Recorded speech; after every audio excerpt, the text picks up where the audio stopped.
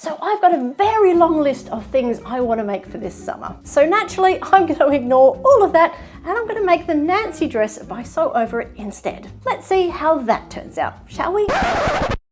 Oh, so sweet, such energy, such enthusiasm. Too bad that dress turns out to be a complete disaster. Yep.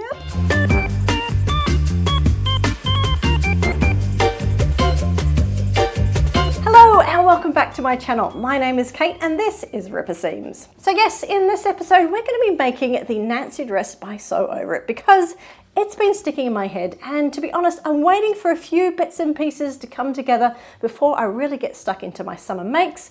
And I was just looking through my pattern stash and I came across the Nancy dress and I went, you know what? That looks really cute. So here we are, whilst we're waiting for AO pattern printouts to arrive, fabric bits and pieces, a bit of haberdashery here and there, just to round off all the things I need for my next lot of makes. I thought I'd just jump in and see if I can make this Nancy dress over the next couple of nights because it looks quite easy and I think I can do it. Now the Nancy dress looks like it's going to be one of those really nice transitional pieces that will take you all the way from spring right through into autumn, depending on what you make it out of. And I think it's got a really interesting look. If you look at the line drawings here, you'll see that that bodice piece, it has this front section that extends right the way down to the hem. And then you'll see you've got these additional two inserts either side of that, which kind of gives a bit of flair and fullness around the waist and the hips. And yeah, it's kind of captivated me. The back is a little bit more straightforward. It's got a couple of darts there around the high waist, and it's actually just got a hook and eye closure at the top, but it does have quite a nice little slit down the back as well. So overall, I think this is a really cute dress, and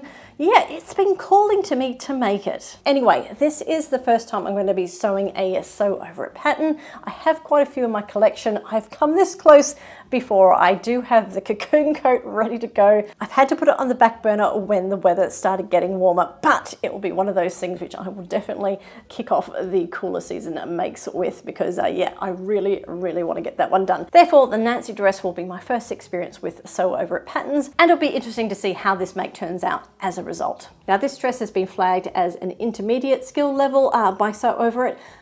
I'm looking at the pattern. I'm not entirely sure what the call is for that because there is actually nothing tricky on here apart from a couple of darts and maybe inserting those side sections. I don't know, we shall see. I will see how brain friendly this actually is going to be at the end. So keep an eye out for those Ripper Seams ratings at the end. Also with those side panel pieces, they are cut slightly on the bias. So you are going to need to let this dress hang a little bit just to make sure it all evens out, and maybe just check that hemline at the end. So maybe that's what's pushing it in there, but we'll see. Let's see how it goes. So this is a bit more of an empire line style dress. So it is quite roomy once you've cleared that bust area. So there should be enough room there for my pear-shaped hips. So let's talk fabric, shall we? Now for the Nancy dress, I do recommend something nice and flowy. You want those side sections to have a bit of flow, a bit of swish. So with that in mind, I have been very good and I have shopped my stash looking for those fabrics that have been languishing in there a little bit longer than they should have. And I've found the perfect fabric for it. It is this one here. It is a lovely rayon.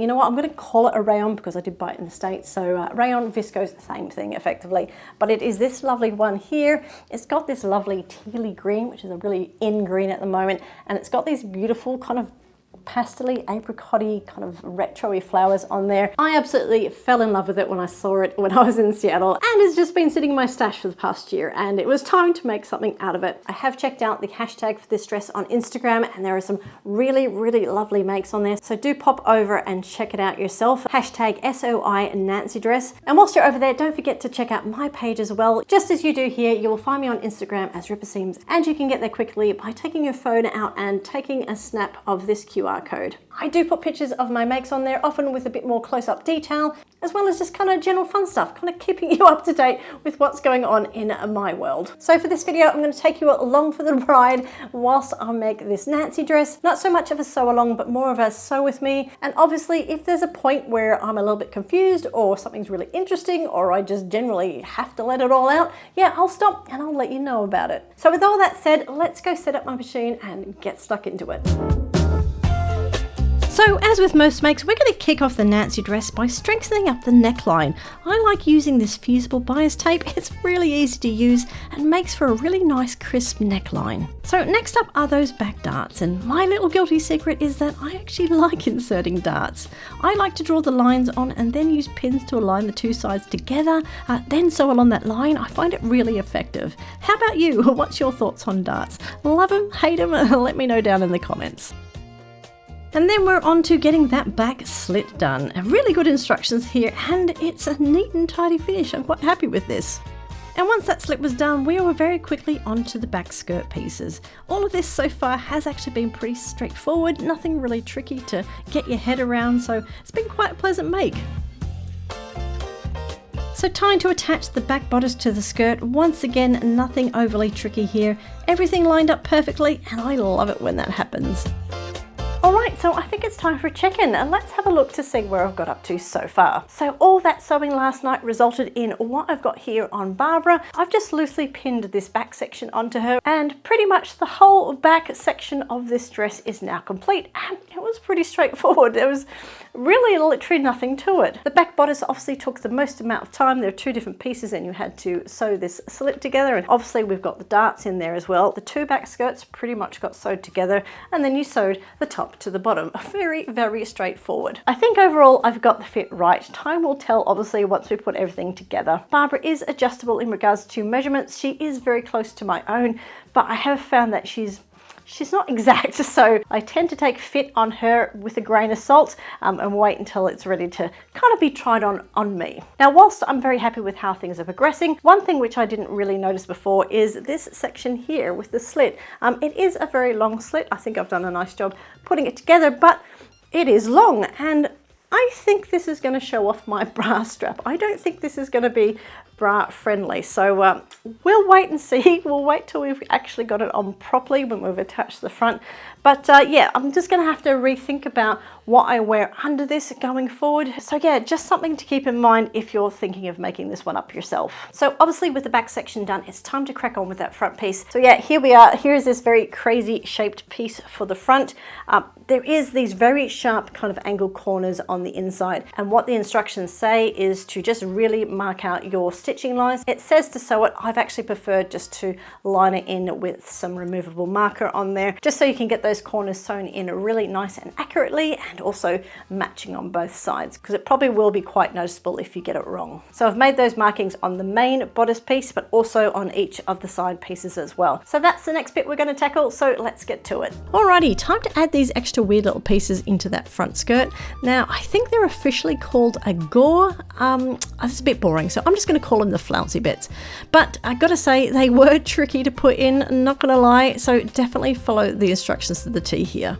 So I think I've just hit the part which elevates this particular pattern from an advanced beginner up to an intermediate. I do think it deserves that intermediate rating. It all has to do with aligning this particular pivoting point on your front piece along with those two side pieces. So yeah, get those shorter seams wrong. It knocks the alignment of the longer side edges that you also then have to pivot and sew along. It knocks them out of kilter, and yeah, it can get messy. My first side I actually thought I did quite well, so I just moved on to the next one. It's when I stuffed up the second one that I thought I could have done the first one better, but yep, hindsight would have been good. So I have those pieces in now. All I need to do is go and overlock those edges, press out those seams so they are nice and crisp, and get on with the next step. And now the fun bit. Time to put the front and the back together at the shoulders.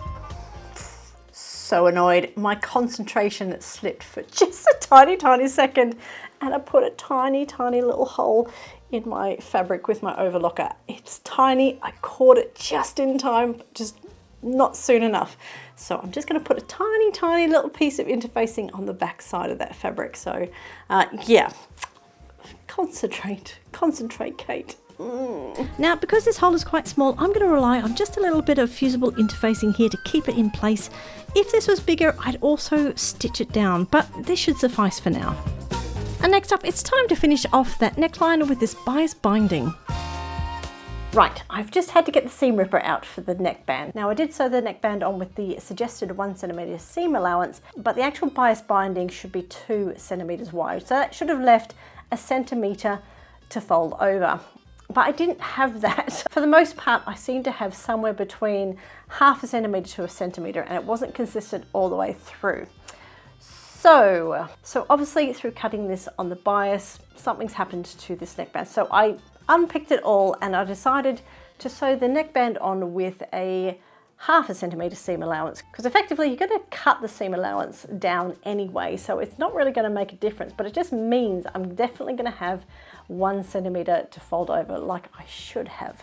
So yeah, that's the one little change I have done. So keep that in mind. If you have your bias tape and after you've folded it in half and ironed it, just check that it's consistently 2 centimetres along, and if it's not, maybe just adjust that seam allowance when you sew that on a little bit to compensate. Oh, this is the fun bit. This is where you put all the pieces together and it turns into a dress. So exciting. Right, we are at the pointy end of this make, and that is to put the sleeves onto this dress. Now, I didn't do any sewing yesterday. I had a little break. I had a little think about the next steps for this one, but also my next few makes, kind of put a few things together. So Barbara has effectively been wearing this as it is for the last 48 hours. As you can see, it is beautifully kind of all completed in one particular piece. So the next step is actually to put these sleeves on. Now, the good thing about letting this sit on Barbara for the last 48 hours is the fact that it's allowed these bias cut insert pieces to kind of just hang and kind of fall into their final shape. Now, I have tried this on and so far the sizing is looking pretty good. Not 100% sure about the shape of it though. It is definitely an Empire line. I'm just interested to see how this is going to look once the sleeves are on. I love little tea dresses like this, but I'm not 100% sure about the shape of this yet. I'm really interested to see this one finished and see if it's going to suit me as much as I thought it would. At the moment, I'm a little bit iffy about it, but I won't know whether it suits me until I've actually finished it, so I better get on with it. I also love putting sleeves in now, only because it took me several decades to actually understand what easing in those sleeve heads actually means. So I'm glad I finally figured that out. It is a learning process, but you do finally crack the code. So yeah, yippee. So I have sewn up the side seams for the sleeves here, pressed them open as per the instructions, and I was all ready to go and turn up the sleeve cuff. And yeah, I thought, you know what, I'm just going to try that on. So I did, and I'm so glad I did, because this is way too tight. This is not even meeting up the top here. This is really tight along here. So this won't do. This will not do for this make. So it is a 1.5 centimetre seam allowance for this make. So I'm just going to unpick the side seams here for the sleeves. I'm going to sew it at a 5mm seam allowance, get in there as close as I can, and if I just see if that 1 centimetre is going to be okay. If not, I'm going to have to pivot and I'm going to have to make this sleeveless. I've never converted something to sleeveless before, but I do have dresses where it has an option, so I'll just dig out those instructions and follow that. It does require bias tape and I've got heaps of that, but yeah, I think we might have to go down the route, but I'll give it a try. I'm going to see if this is going to give me any extra room. It's tricky because my weight is also going down, so maybe in about a month's time this will probably be okay, but you know what, I'm going to make the dress for how I am now. If it's sleeveless, I'm still going to be able to wear it whenever, and I can wear it now. So yeah, sometimes we have to modify things, and luckily as sewists we have the opportunity to do this. I'm going to learn something new again on this make, so let me figure out how I'm going to fix this problem. It is an interesting problem to have. I've never encountered it before, so yeah, let's see what happens. Yep, ripper seams, ripping seams again. Man, I hope this works. Right, well, these sleeves are completely useless.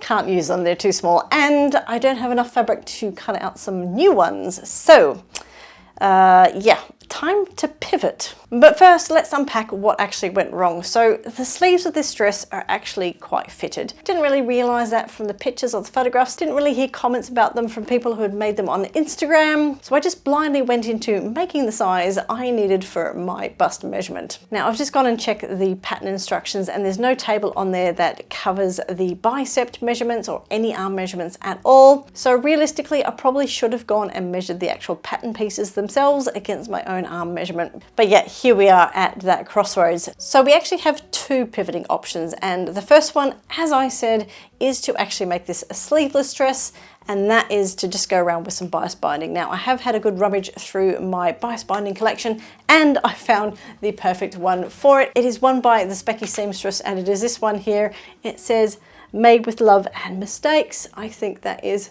going to be just perfect for this one. So yeah, that's option number one. Option number two is to explore this book here, and it's called Mad About Sleeves. Basically, it's a whole entire book of sleeve hacks you can try. So I could go through here and maybe see a cap sleeve option, a flutter sleeve even, to see if that might actually work better. I do have some fabric left, not enough to make a whole entire sleeve like this. So yeah, let me have a look through this. Let me consider the bias tape option and see where I end up. See you on the other side. One eternity later. Right, so a whole entire week has gone by since that last little bit, and I've stopped sewing. Yep, I have decided that this wasn't working out for me, and I'm okay with that. It's taken me a week to be okay with it, but yeah, this dress isn't what I was expecting it to be, and yeah, I'm not going to finish it.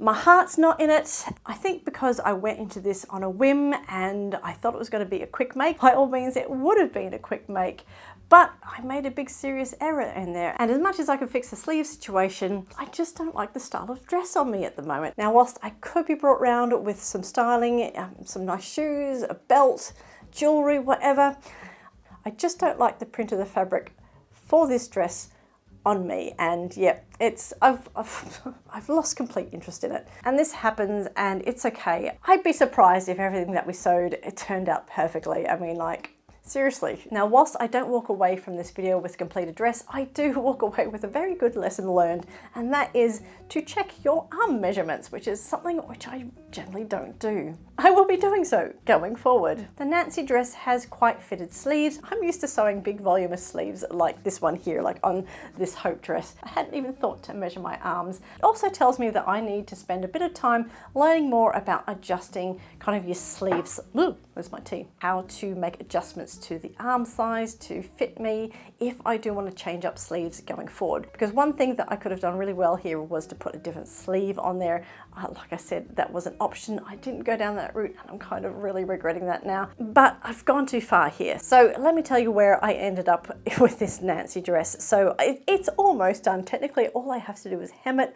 I just don't want to hem it. So I did open up the arm side here to accommodate that sleeveless finish. I did watch some videos on there. I didn't do too badly with that. I took 1 centimeter off the top section of the arm side and kind of graded it down to be 2 centimeters at the bottom section because I felt as if it needed a bit more gap at the bottom. I did that.